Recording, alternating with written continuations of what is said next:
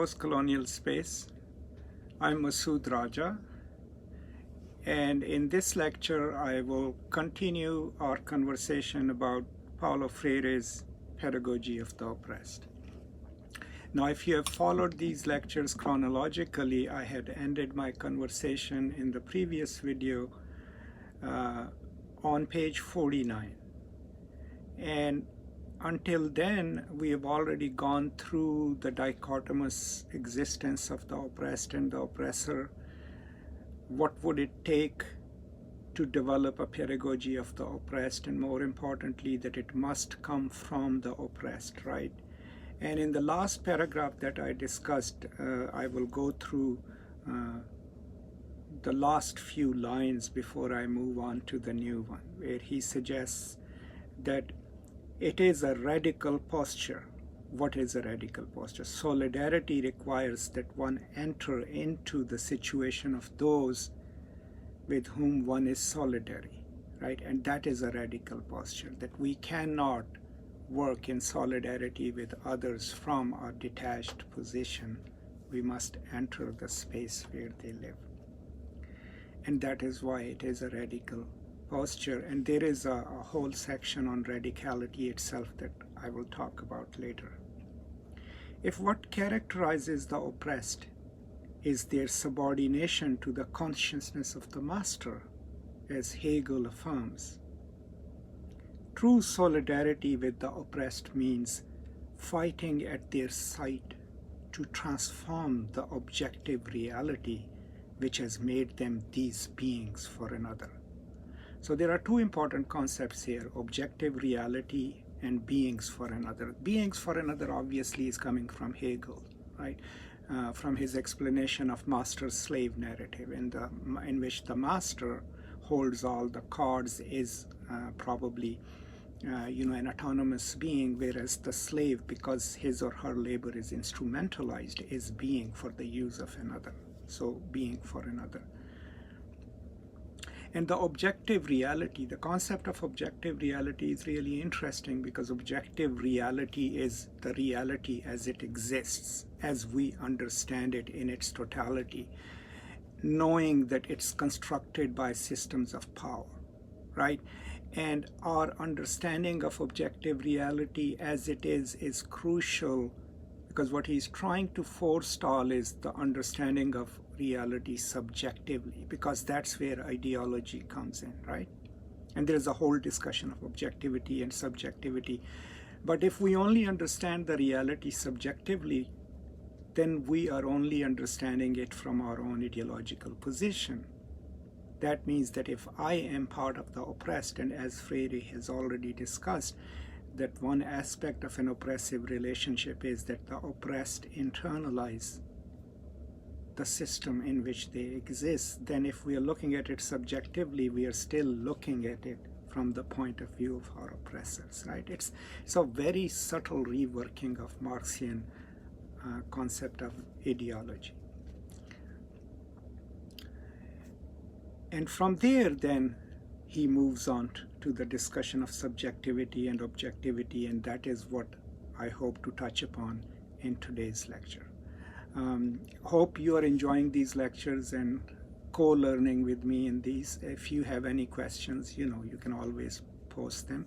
And as always, please do subscribe to the channel, because that allows me to stay in touch with more and more of you, but also you can stay on top of what's coming next and what is being offered. So on page 49 and 50, we start with, and I'm reading, the oppressor is solidary with the oppressed only when he stops regarding the oppressed as an abstract category and sees them as persons who have been unjustly dealt with, deprived of their voice, cheated in the sale of their labor. When he stops making pious, sentimental, and individualistic gestures and risks an act of love, right? So I'm going to stop here. Previously, he has already established that if you are in an oppressive class, the only way you can be solidary with the oppressed is when you enter their world. And we can only do that if we stop treating the oppressed as a category, as an essentialized group, it can even be a romanticized view of them, like the whole concept of noble savage, or uh, assigning them all these, um, romanticized attributes and qualities. But no, acknowledging the oppressed whose world you are entering as those who have a voice, as those who have individual and collective identities, and acknowledging their degree of specificity, that's crucial, right? And then the engagement has to be a true engagement, right? An authentic engagement. It can't just be, pious statements and statements that say, oh yes, they are oppressed and we feel bad about them, right? No, the commitment has to be a transformative commitment, and that is why, it must risk an act of love, right? The relationship. What is an act of love, right? I mean, think of it in real life. An act of love is putting yourself at risk, right? Giving yourself to the other, right? And that's a risk, because when you offer yourself, your heart, metaphorically speaking, to the other, that act alone is risky, because you could be turned down, right? Your heart could be broken. But without that act of love, without that risk, without risking it, we can't change ourselves. We certainly can't change those we are trying to reach out to. So it can't just be sanctimonious statements that do not have a praxis, but actual entering the world of the other, through an act of love. So risk an act of love, and I'll continue reading. True solidarity is found only in the plenitude of this act of love, in its existentiality, in its praxis, right? So solidarity can't just be verbal, it can't just be from a detached place. It has to be in the world of those you are in solidarity with, and it has to take all the risks. It has to be an act of love, right? In all its manifestations, in its existential existence, in its praxis, right? And I keep reading. To affirm that men and women are persons, and as persons should be free, and yet to do nothing tangible to make this affirmation a reality, is a farce. Now, that is another crucial insight. I mean, think of it. In American political spectrum, both from the right as well as on the liberal side, people acknowledge that there is poverty in the world. People acknowledge that there is injustice in the world. To affirm it, the first step, right? But that alone does not make us in solidarity with the oppressed. That is not an act of love. So what happens on the conservative side, people internalize the logic that world is an unjust place, and people have their places in it, and they should learn to live with it. On the left, not necessarily far left, but on the liberal left, we just offer often platitudes, right? But true solidarity cannot be accomplished. It cannot be accomplished unless we offer something transformative, unless we have a praxis in solidarity with the oppressed that enables us to work towards transforming the oppressive statement, right? And that is crucial. I go on. To present this radical demand for the objective transformation of reality, to combat subjectivist immobility which would divert the recognition of oppression into patient waiting for oppression to disappear by itself, is not to dismiss the role of subjectivity in the struggle to change structures. Okay, so to transform the objective reality, okay? Objective reality, the real, that it exists, that you, me, and everyone else can access and point out, here is what is unjust about it, right? But what he's saying is we're not suggesting that you stop being subjective, stop looking from the point of view of your own subjectivity. I mean, the whole thing, what he's trying to highlight here is that subjectivity and objectivity cannot be sundered. They are two parts of the same self. The purpose is to transform our subjectivity, right? So that it's in solidarity with the subjectivity of the other, and then change the objective reality as it is, into something just, compassionate, right? So what he's saying is we cannot sunder, we cannot separate subjectivity from objectivity. And if we do that, that's a farce, that's a posture, right? This whole idea of me saying I will do objective scholarship, what does this actually mean? Is my subjectivity then rendered inert? No. When I am doing objective scholarship and not taking a stance on the politics, right? I am still a political being. My politics is written into my text. I am just using the vocabularies of objectivity, right? So to claim that somehow I can render my subjectivity inert in the process of writing objectively, it's a stance, right? In a way, it's a farce, right? So on the contrary, one cannot conceive of objectivity without subjectivity, okay? Because it's the subject that thinks objectively or attempts to think objectively or thinks about the objective reality from the point of view of subject, right? Neither can exist without the other, nor can they be dichotomized, right? Subjectivity and objectivity cannot be sundered, cannot be rendered into two separate parts. The separation of objectivity from subjectivity, the denial of the latter when analyzing reality or acting upon it is objectivism, right? So objectivism then is in the process of analyzing the world around us, denying the subjective impulses, right? And looking at it maybe from the place of the other, maybe, which is, some people would say is not possible, is objectivism. On the other hand, the denial of objectivity in analysis or action, resulting in a subjectivism which leads to solipsistic positions, denies action itself by denying objective reality. So the dilemma of just inhabiting a subjective position then is, right, that we become narcissistic. We just look at the world from our own point of view, right?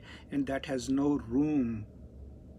I mean, what is solipsism? Inward-looking personality actions that force us to only think of ourselves, right? So if we are just being subjective, we are looking at the world simply from the ideology, from the place, from the discourse that we are in. So neither objectivism nor subjectivism, nor yet psychologism is propounded here, right, in this pedagogy, but rather subjectivity and objectivity in constant dialectical relationship. So we've already talked about what is a dialectical relationship. Dialectical relationship isn't I am this and you are that. You know, I mean, Hegelian dialectics already teaches us, and then even dialectical materialism is that, okay, if there is this thesis, right, here is its antithesis, but they might be different from each other and maybe two poles, but a dialectical relationship is a relationship in which this or this seeks the other, right? Now, in purely Hegelian terms, right, one thesis comes across its antithesis, right, consumes it, gets to know it, and then creates another thesis, right? Part of it is contained, part of it is not, but whatever is contained, that becomes a new thesis. A dialectical relationship then is this back and forth between two opposing concepts which connects them but doesn't merge them, right? But it's not necessarily just a simple dichotomous oppositional relationship. A dialectic by its very nature presupposes, communication between the two poles, right? And I move on. To deny the importance of subjectivity in the process of transforming the world and history is naive and simplistic. So to just claim that I'm just going to be objective, right? It's because it's not possible, right? It is to admit the impossible, a world without people, right? If we are just saying that we will be objective, we are denying the very thing that makes us human, and that is our individual subjectivities, our collective subjectivities, right? And to inhabit a space where we just assume that we will not involve subjective understanding of the world or subjective feelings, then we might as well not have people, because as long as there are people and persons who are acknowledged as fully realized human beings, their subjectivities are part of the praxis and theory, right? This objectivist position is as ingenious as that of subjectivism, which postulates people without a word, right? So objectivity postulates word without people, right? And subjectivity, by centering my own subjective thoughts and actions, individualistic, presupposes, a world without people, people without a word. World and human beings do not exist apart from each other. They exist in constant interaction, right? So the true reality of the world is that we exist in the world, we exist with it, the world exists with us. There is never a relationship where we are not part of the world. So Marx does not espouse such a dichotomy. Now he's going back to Marx. Nor does any other critical, realistic thinker. What Marx criticized and scientifically destroyed was not subjectivity, but subjectivism and psychologism. Okay, so if you look at Marx's critique, in his early work and in the later works, right? Especially the way he theorizes class, right? The entire basis of the theorization of class is that it's the material conditions that determine our consciousness, right? And if the material conditions determine our consciousness, that all those who share the same kind of material conditions will have, by and large, the same kind of consciousness, right? Thus constituting a class, right? So it's not the psyche that makes us together, it's the material conditions in the world, right? The objective reality in which we exist. But any kind of positing of an essentialized subjectivism that makes me who I am is what he challenges, and that's what he's talking about. Just as objective and social reality exists not by chance, but as the product of human action, so it is not transformed by chance, right? So here is where he's going with this, right? We can't, in one of the previous passages that I read, we can't sit and wait for the world to change. That teleological view of history, where all, if we internalize this logic, that somehow if we sit and wait and keep doing our little labors here and there, the world will change, right? I've heard people use this argument. I was in a discussion panel with a colleague of mine from another department, and she kept using the term marketplace of ideas, right? Her idea was evolutionary, right? And Darwinistic, where what she kept suggesting is that if we let the ideas compete with each other, eventually the best ideas would rise, right? Which to me is like absolutely unacceptable. Look around yourself. Look in United States. Are the best ideas winning, right? Is Donald Trump the best idea that we can come up with, right? Or the system that he espouses, the kind of politics that he and his followers have unleashed, right? No. So change does not happen over time by itself, because this objective reality in which we exist is not an accident, right? There's a certain mechanistic view of society right here, not an organistic view of society, but that's a different debate. Because the world in which we exist has been created, right, and it is unjust, and it has oppressors and the oppressed, right, it is not natural. The social has been constructed, and since it is a construct, it is developed by powers that be, it will not change by chance, but as the product of human action. Just as it was placed, the system, through human actions, right? It will not change evolutionary by itself, but only when people come together and try to change it, right? If humankind produce social reality, which in the inversion of the praxis turn back upon them and conditions them, right? If we, the human, create our social reality, right, then it also constructs us. Then transforming that reality is an historical task, a task for humanity. So what we learn in this extremely rich paragraph then is that the objective reality is not natural, it's not an accident, right? It is part of historical processes, it's instituted, it's constructed, it's kept in place, its hierarchies are maintained, right, ideologically through force. So we no longer have the liberty of assuming that if we just kept doing what we do, follow orders, the world will change itself. No, it will continue in the same way, in the image of those who created it, right? So what that teaches us is that the world will change only if we transform it. And if we transform the world,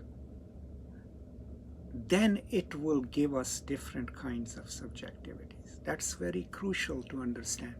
There's really a materialistic understanding of collective and individual subjectivities. Why? We've already learned that the oppressed internalize the logic of the system in which they exist, right? In order to change themselves and their lives along with those of their oppressors, they must change the world, because the world, the material reality, shapes our consciousness. That was the dilemma, and this is slightly off topic, which Fanon had to deal with, right? Remember, in Wretched of the Earth, in Black Skin, White Masks, he talks about it, that when he's treating the Algerian Arab patients in his psychological ward, at a certain moment he realizes that he cannot heal them. And the reason he cannot heal them is because in order for them to realize and express their full humanity, the world in which they go back from the hospital must be changed, must be transformed. It must be transformed into a world in which they can feel whole. So what he realizes is that the colonial society in which these patients existed was actually the cause of their trauma. And he could fix those traumas in the hospital, but as soon as they went back to the society, the very society in which they were being released was the one that was causing those traumas. So in order to heal his patients, he realized he must change the world in which they are living. That's the same kind of argument here. And we are on page 51. I'll move on. And I'm reading. Reality which becomes oppressive results in the contradistinction of men as oppressors and oppressed. We have already established that. The later oppressed, whose task it is to struggle for their liberation, together with those who show true solidarity, must acquire a critical awareness of oppression through the praxis of this struggle, right? Here is the instructive term, right? So the objective reality in which we exist already has these two competing classes, the oppressed and the oppressors. Now, if the oppressed are going to change the world in which they live, and thus transform their own lives but also humanize their oppressors, they must acquire a critical awareness of the oppression in which they exist. That's the first step, right? One of the gravest obstacles to the achievement of liberation is that oppressive reality absorbs those within it and thereby acts to submerge human beings' consciousness. That's the biggest challenge. That was the biggest challenge for Marx and Marxists, right? How to transport the workers outside of the ideology in which they exist, because that ideology and its material unfolding is constructing their selves. So the biggest obstacle in achieving individual or collective liberation is to dislodge the dictates of the reality in which people exist, in which the oppressed exist.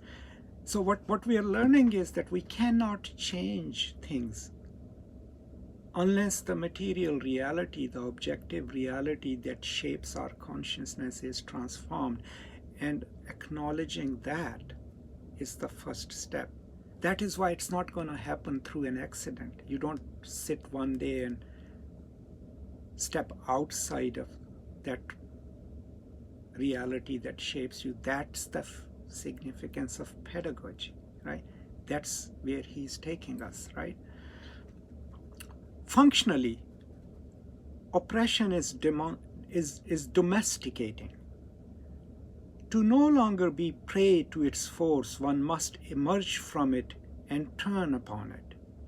This can be done only by means of the praxis, reflection and action upon the world in order to transform it.